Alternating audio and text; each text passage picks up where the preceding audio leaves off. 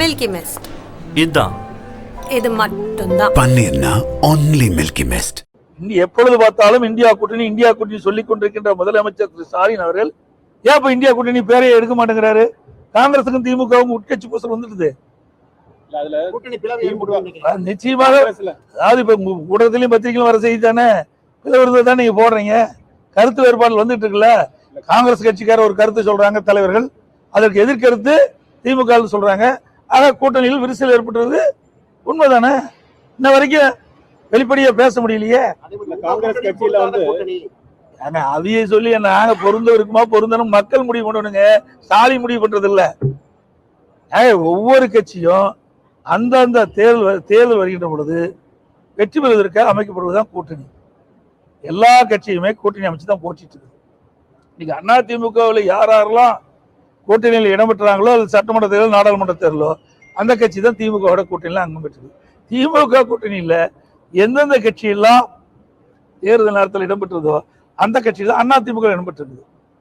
கால சூழ்நிலைக்கு ஏற்றவாறு அந்தந்த கூட்டணி அமைவது இயல்பு. காங்கிரஸ் கட்சியில ஒரு பிரிவினர் வந்து திமுகவோட அலையன்ஸ் வைக்கணும்னு சொல்றாங்க. இன்னொரு பிரிவினர் டிவி கூட போலான்னு சொல்றாங்க. ஸோ பெரிய பிளவு ஏற்படுற மாதிரி ஒரு சிச்சுவேஷன் இருக்கு. 1996 இந்த மாதிரி ஒரு சிச்சுவேஷன் வந்து காங்கிரஸ் உடைஞ்ச மாதிரி திரும்ப அதே ஒரு சூழ்நிலை வரும்னு நினைக்கிறீங்களா நீங்க? உங்களுடைய செய்தியெல்லாம் பார்க்கும்போது அப்படித்தானே இருக்குது. இன்னைக்கு காங்கிரஸ் கட்சியுடைய தலைவர்கள் சொல்லுகின்ற கருத்தும் அதற்கு எதிரான கருத்தை திமுக இரண்டாம் கட்ட தலைவர் சொல்லுகின்ற கருத்து அப்படித்தான் இருக்குது. அண்மையில கூட திருமதி கனிமொழி அவர்கள் டெல்லிக்கு சென்று திரு ராகுல் காந்தி அவர்களை சந்தித்து பேசியிருக்கிறாங்க. ஆக பேசி கூட இன்னும் அதுக்கு நான் தீர்வு காண முடியலையே. அதில் ஒரு கமிட்டி அமைச்சிருந்தாங்க. காங்கிரஸ் கட்சியை சேர்ந்த ஒரு குழு அமைக்கப்பட்டது கூட்டணி பேச்சுவார்த்தைக்கு. இன்னும் அந்த பேச்சுவார்த்தை நடக்கவே இல்லையே. ஜெயிப்பாங்க. தேர்தல் முடிஞ்சது தானே தெரியும் யார் ஜெயிப்பாங்க யார் தோப்பாங்க. அதிமுக நிச்சயம் அனைத்து இந்திய அண்ணா திராவிட முன்னேற்ற கழக தலைமையில் அமைக்கப்பட்ட கூட்டணி பெரும்பான்மையான இடங்கள் வெற்றி பெற்று அதிமுக தனி பெரும்பான்மையோட ஆட்சி அமைக்கும். அதிமுக மிகப்பெரிய கூட்டணி கட்சி ஒன்று வர இருக்குன்னு சொல்லியிருந்தீங்க. இப்ப மீண்டும் வந்து கட்சிகள் வர வாய்ப்பு இருக்கா? புதிய சில கட்சி தான் வரும்னு சொன்னீங்க. அதாவது அனைத்து இந்திய அண்ணா திராவிட முன்னேற்ற கழகத்துல சில கட்சியில் ஒன்று சொன்னா வந்தாச்சு. பாட்டாளி மக்கள் கட்சி வந்தது, பிறகு அம்மா மக்கள் முன்னேற்ற கழகம் வந்தது. இன்னும் சில கட்சியோட பேச்சுவார்த்தை நடத்திட்டு இருக்கிறோம். வரதுக்கு வாய்ப்பு இருக்குது. அரசு ஊழியர்கள் ஆசிரியர்கள் கூட்டமைப்பு இன்னைக்கு முதல்வர் நன்றி மன்றம் நடக்குது. அதற்கான அழைப்புகள்ல முழுக்க அதிமுகவோட மேடம் ஜெயலலிதா உங்க ஆட்சியை மட்டும் குறை சொல்லியிருக்காங்க. அதற்கு உள்ள இருக்க ஒருங்கிணைப்பாளர்களே சிலர் எதிர்ப்பு தெரிவிச்சிருக்காங்க. எப்படி பாக்குறீங்க? ஏங்க உங்களுக்கு தெரியாதவனும் இல்லை, பத்திரிகை ஊடகம் நம்மளுக்கு தெரியாதவனும் இல்லை. ஸ்டாலின் இப்பொழுது அறிவிக்கப்பட்ட உறுதியளிக்கப்பட்ட ஓய்வு திட்டம் இதுல என்ன உண்மை இருக்குது? அவர்கள் கேட்கின்ற கோரிக்கை என்ன? பழைய ஓய்வு திட்டம், பங்களிப்பு இல்லாத ஓய்வு திட்டம் என்ன கேட்கிறாங்க. ஸ்டாலின் என்ன அறிவிச்சிருக்காரு? பங்களிப்பு உள்ள ஓய்வு திட்டம் அறிவிச்சிருக்காரு. அது அவர் வைத்த கோரிக்கை நிறைவேற்றலையே. ஏற்கனவே மத்திய அரசு அறிவிக்கப்பட்ட அந்த ஓய்வு திட்டத்துல சில மாற்றங்களை செஞ்சு அறிவிச்சிருக்கிறாங்க. இன்னைக்கு அரசு ஊழியர்களுக்கு இந்த குழந்தை அழுதா மிட்டாய் கொடுத்து அது சரி செய்வாங்க பாரு, அது மாதிரி அரசு ஊழியர்கள் போராட்டம் நடத்த ஆரம்பிக்கும் போது ஒரு சின்ன அறிவிப்பு கொடுத்து சரி செஞ்சிருக்கிறாங்க. அவ்வளவுதான். அதுக்கு சில சங்கங்கள் தொலை போயிருக்குது. சரி, எப்பவுமே திமுக தேர்தல் அறிக்கை வந்து கதாநாயகன் அப்படின்னு சொல்லுவாங்க. நீங்க இப்போ வந்து 2 அறிக்கை விட்டுருக்கீங்க வரைக்கும். அங்க ஏதாவது ஸ்லீப்பர் செல் வச்சிருக்கீங்களா? எனக்கு ஒன்றும் புரியல. ஸ்லீப்பர் செல் எனக்கு ஒன்றும் புரியல. ஒவ்வொரு கட்சிக்கு இருக்கிற தனித்தன்மைங்க. அனைத்து இந்திய அண்ணா திராவிட முன்னேற்ற கழகம் நாட்டு மக்களுக்கு என்னென்ன தேர்தல் அறிக்கை கொடுத்தால் நன்மை பெருக்கும்னு நாங்கள் நினைச்சோம். அதன் அடிப்படையில் நாங்களுடைய முதல் கட்டம் 2ஆம் கட்டம் 2 தேர்தல் அறிக்கை நான் வெளியிட்டிருக்கோம். பிரைம் மினிஸ்டர் வர்றதுக்கு முன்னாடி நீங்க சொல்லக்கூடிய எல்லா கட்சியும் ஒரு சில பேசிட்டு இருக்கிறோம். இன்னும் தேர்தல் அறிவிக்கல. தேர்தல் அறிவிச்சா தானே தேர்தல் நெருங்க தானே கூட்டணி முழுமை பெறும். தமிழக அரசு மீது பல்வேறு குற்றச்சாட்டுகளை முன்வைக்கிறீங்க. ஆனா அதிமுக சார்பில் எந்த ஒரு போராட்டமும் முன்னெடுக்கல. இப்ப கூட போராட்டம் அறிவிச்சிருக்கல. தொடர்ந்து போராட்டம். ஏங்க நாங்க தான் போராட்டம் 13ஆம் தேதி அறிவிச்சோம். உடனே 12ஆம் தேதி அறிவிச்சுட்டாங்க. நாங்க போராட்டம் அறிவிச்ச உடனே 12ஆம் தேதி திமுக அறிவிச்சிருக்குது. ஒவ்வொரு மாவட்டத்திலையும் அங்கங்க இருக்கின்ற மக்களுடைய பிரச்சனையை முன்னிறுத்தி நாங்க போராட்டம் நடத்திட்டு இருக்கோம். பாருங்க, பத்திரிகைகள் வந்திருக்கு, ஊடகத்தில் வந்திருக்குது. ஒரு மாநகராட்சி, நகராட்சி, பொதுமக்களுடைய கருத்துக்கள் பிரச்சனை ஏற்பட்டா அது குறித்தான் நாங்க போராட்டம் நடத்துவோம். வேற என்ன மாநாடு நடத்தி வேற வழி இல்லையே. தினம் ஒரு அறிவிப்பு கொடுப்பாங்க, தினம் ஒரு அறிவிப்பு கொடுத்துட்டே இருக்கிறாங்க. அந்த பேர் ஏதாவது உங்களுக்கு ஞாபகம் இருக்குதா? நினைச்சு பாருங்க. பேர் வச்சிருக்கிறாங்க. பேர் வைப்பதற்கு நோபல் பரிசு கொடுக்கணும்னா ஸ்டாலின் கொடுத்தா பொருத்தமா இருக்கு. தினம் ஒரு பேரு, ஒரு போட்டோ ஷூட் உங்க பத்திரிகையில ஊடகத்தை அதை வெளிப்படுத்துவீங்க, அதோட எனக்கு முடிஞ்சு போச்சு.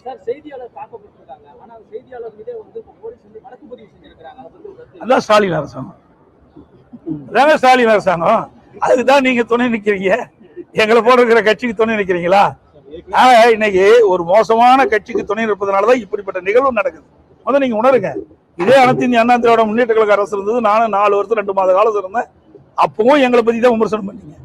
இப்போ நான் இந்த ஆண்டு இப்போது எதிர்கட்சியில் அப்போ என்னை பத்தி விமர்சனம் பண்றீங்க, எங்க கட்சி பத்தி விமர்சனம் பண்றீங்களா ஒழிய திமுகவில் நடக்கின்ற பிரச்சனை பத்தி ஏதாவது விமர்சனம் செய்யறீங்களா? திமுகவில் நடைபெறுகின்ற ஊழல்களை பற்றி எவ்வளவு ஊழல் இருக்கு, எதையாவது ஒரு வாதமான வைக்கிறீங்களா? பத்திரிகையாளர் ஊழல் நபர்கள் நடுநிலையோட சிந்திச்சு பாருங்க. இப்படி இவர்களை நீங்கள் தாங்கி பிடிக்கிற காரணத்தினாலதான் ஒரு சர்வாதிகாரம் போல் நடந்துட்டு இருக்காங்க. யாரையும் மதிப்பது கிடையாது. நிருபர்களை தாக்குறாங்கன்னா காரணம் என்ன? நிருபர்களை தாக்கினா இவளுக்கு ஏதாவது பாதிப்பு ஏற்படும் என்று நினைச்சிருந்தா ஒரு நிருபர்கள் வந்து நாட்டு மக்களுக்கு ஒரு நடுநிலையோட செய்தி கொண்டு சேருவதுதான் ஊடகத்தின் கடமை. அதை கூட மதிக்கலீங்க. அதுக்கு காரணமே நீங்களே சிந்திச்சு பார்த்து. அது இடைக்கால பட்ஜெட் தான், இன்றையும் பட்ஜெட் தானே.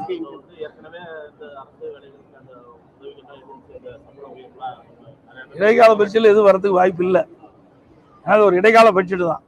சம்பளம், அரசு ஊழியர்கள் சம்பளம் கொடுக்கணும், அதெல்லாம் அதுல இடைக்கால பட்ஜெட்ல வரும். ஒவ்வொரு முறையும் கடைசி வருஷம் முடிக்கின்ற பொழுது ஒவ்வொரு அரசும் ஒரு இடைக்கால இன்றையும் பட்ஜெட் போடுவாங்க.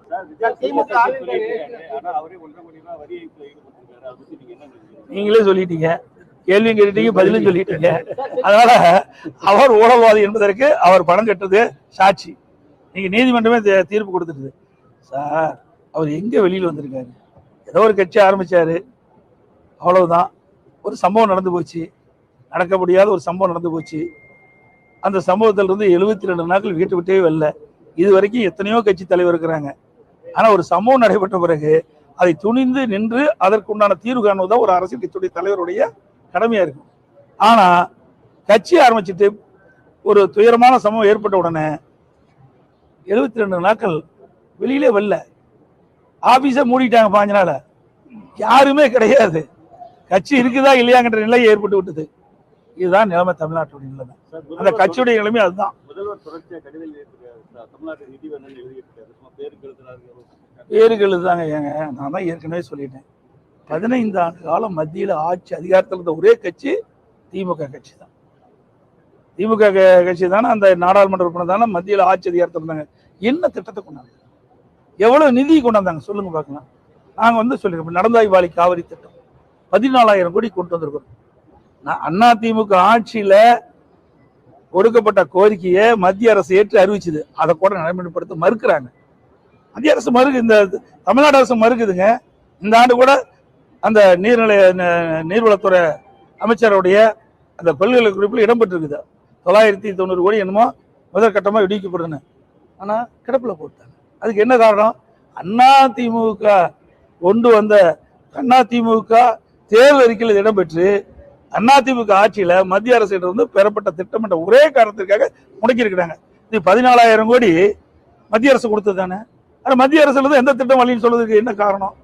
63,000 கோடி தமிழ்நாட்டு மக்களுடைய நலன் கருதி மெட்ராஸ் நீங்க சென்னை மாநகரத்தில் போக்குவரத்து நெரிசலை குறைப்பதற்கு 63,000 கோடி கொடுத்தாங்க. போர்ட் நிறைய நிதி கொடுத்திருக்கிறாங்க. நகாய் திட்டத்துக்கு நிறைய நிதி கொடுத்திருக்கிறாங்க. ரயில்வே திட்டத்துக்கு நிறைய கொடுத்தாங்க. ஆனா இவர்கள் சரியான முறையில நிலம் எடுத்து கொடுக்காத காரணத்துல பல திட்டங்கள் முடக்கி இருக்குது. நகாய் ரோடு அதிமுக ஆட்சி இருக்கும்போது 10 சாலைகளுக்கு நாங்க வந்து அங்க அனுமதி வாங்கணும். கிடப்பிலே போட்டோம். 5 வருஷம் கிடப்புல கிடக்குது. அதுக்கு தேவையான நடவடிக்கை எடுக்கலைங்க. ஆனா வேணுமென்னே திட்டமிட்டு மத்திய அரசை குறை சொல்லி இருக்கின்ற ஒரு நிலைமை தான் இன்றைய முதலமைச்சருடைய நிலைமை.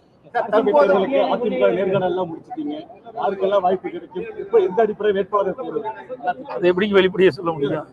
அதாவது அதிமுக பொறுத்த வரைக்கும் உழைக்கின்றவர்கள் நிச்சயமாக வாய்ப்பு கிடைக்கும். இருக்குதுன்னு சொல்லி நேற்று ஸ்டாலின் பேசியிருக்காரு. என்டிஏ வந்துச்சுன்னா திருப்பி ஹிந்தி வந்துடும் ஒரு மாயத்தோட. ஏங்க, ஹிந்தி முத கொண்டு வந்தது யாரு? காங்கிரஸ் ஆட்சி இருக்கு. அப்ப எதிர்த்தது யாரு? திமுக. இன்னைக்கு யாரோட கூட்டணியில் இருக்காங்க?